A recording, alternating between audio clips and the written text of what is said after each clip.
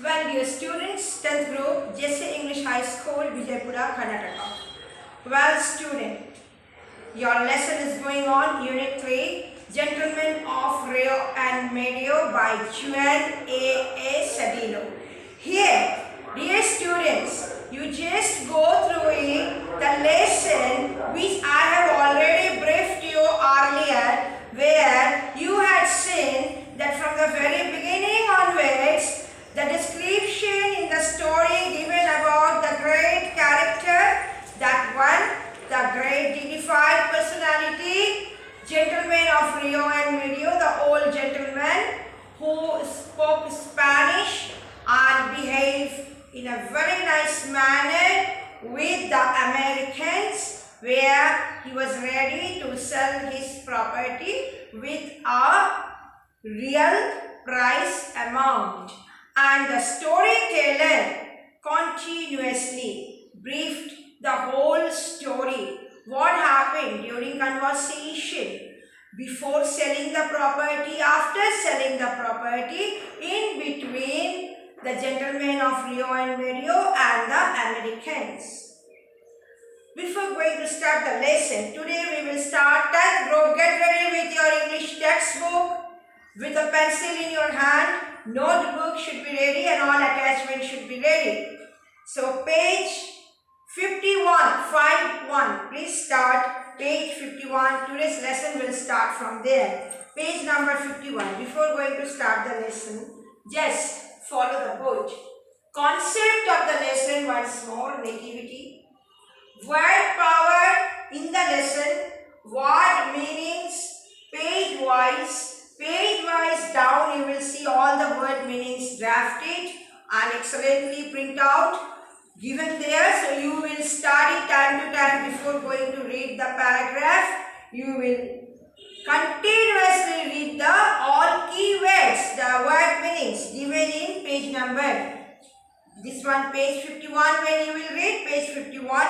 Page 50 when we will read page 50. In this way 48, 49. And all page wise drafted in the prose your keywords, the word meanings. Here mark all quotes. Sit with a pencil, simple pencil in your hand. Underline in the textbook all the quotes, the quotations, whatever you are getting whenever you are going to read. Next one, learn, underline and write down. Make the notes in your notebook. Underline in your textbook with a pencil, write with a blue and black pen all the word meanings, all the properties, whatever exiled through check your understanding, share your with all the textual thing. In attachment also time to time I am giving you. Read the attachment, follow it and then as per instruction, in which way I have instructed you, make the notes. Complete all notes in your notebook. Very shortly I will announce for your unit test 20 marks, a very small question paper. You will practice it and then you will give me the test. I want 20 out of 20 in your unit test. That's important for English. Syllabus I will tell you tomorrow. Don't worry about it. And multiple choice questions will come. You will practice from those chapters all the questions and answers I have given you. Keep on reading at random the lesson so that reading will help you to face any difficulties in your upcoming any examination. So mentally be prepared for 20 marks unit test 10th group. Now 10th group, see, learn interesting and different words. Different difficult words, different interesting words, underline or make it a symbol, ring with the pencil in your textbook and write down in your notebook. Make notes yourself. Now read important sentences, all important quotes and all important sentences you will read and underline in your textbook. These things you can write down in your notebook. Check your understanding, share your responses, time to time in attachment you are getting. So please go through it, follow it carefully, read seriously and in the notebook note down everything.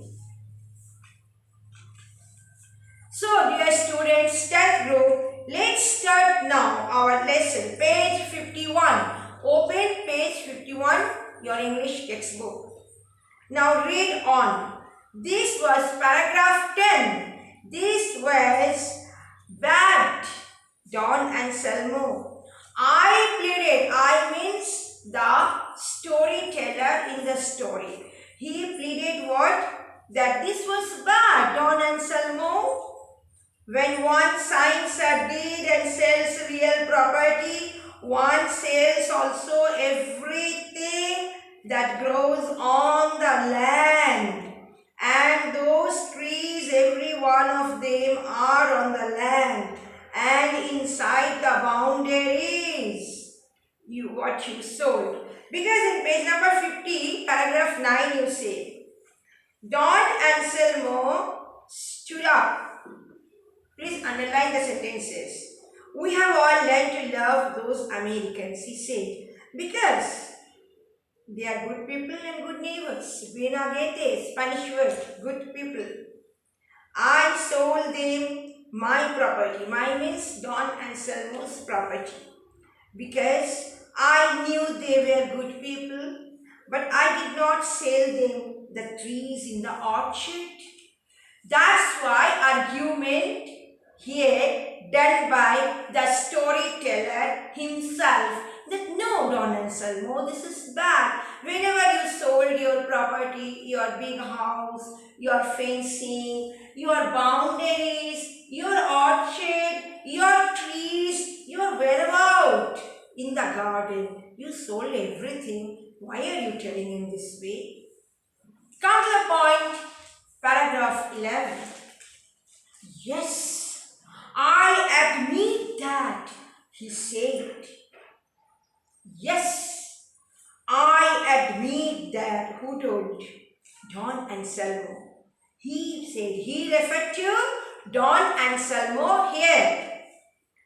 You know means do you know or do you want to know? Who said to whom? Don and Selmo. To whom? To the whom? 10th group? To the storyteller. He added, who added? Don and Selmo. He added, I am the oldest man in the village. Almost everyone there is my relatives. And all the children of Rio and Medio are my sobrinos and nietos. Down you see, sobrinos and nietos means Spanish word for nieces and nephews. Like you are all cousin brothers, cousin sisters, relative. Okay, maternal side, that is your mother's side. Paternal side means your father's side. Okay, your uncle's daughter, your niece. Again, your uncle's son, your what? Your nephew. You are cousin brothers, cousin sisters. No. Cousins means brother, sister, both. If anyone tell cousin, there is no wrong. It's correct English. Somebody mentioned especially because so many Indians, they fail. I'm telling so many Indians, they fail to understand cousin. It is brother or sister. No. Cousin means you may mention brother, you may mention sister. That's sometimes we use. But cousin means cousin brother, cousin sister. Included both. So nephew, niece. Your maternal side is also nephew and niece. Your paternal, P-A-T-E-R-N-L means your father's side also relatives. Your nephews and niece. That is the Spanish word. Sobrinos and nietos. Spanish word, good people. Buena. Okay, what? Find out the word and tell me. You write down once more and more times so that you can grasp it. You can grasp it. That's why I told you. Continuously keep on reading. Full textbook. Whatever I have done also. Page 47. Down you underline the word. Ring it with the pencil. Buena, gete. Pronunciation. Buena, gete. Buena, gete. Buena, gete. Spanish word. Buena, gete means good people. Sobrinos and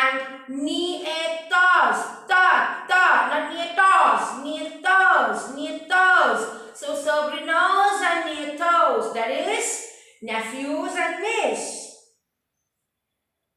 So dear students, my descendants, every time a child has been born in Rio and Medio, since I took possession, I means Don Anselmo is telling to the storyteller that possession of the house from my mother, I have planted a tree for the child.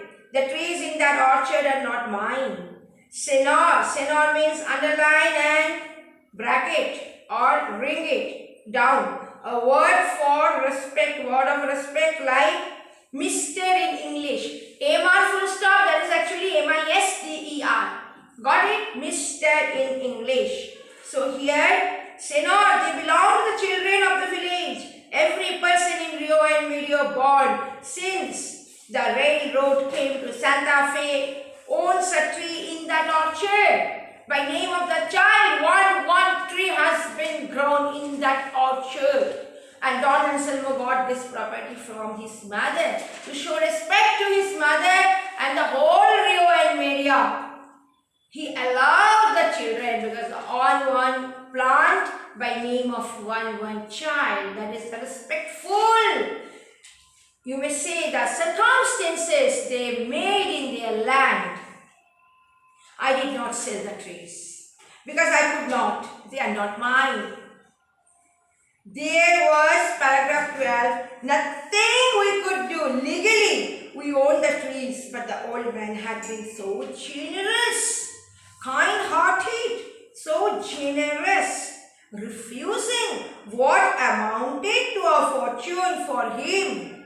He took most of the following winter to buy the trees individually by name of one child from the descendants of Don Anselmo in the valley of Rio and Medio. That's all for this lesson. Shortly coming back with the continued part. God bless you.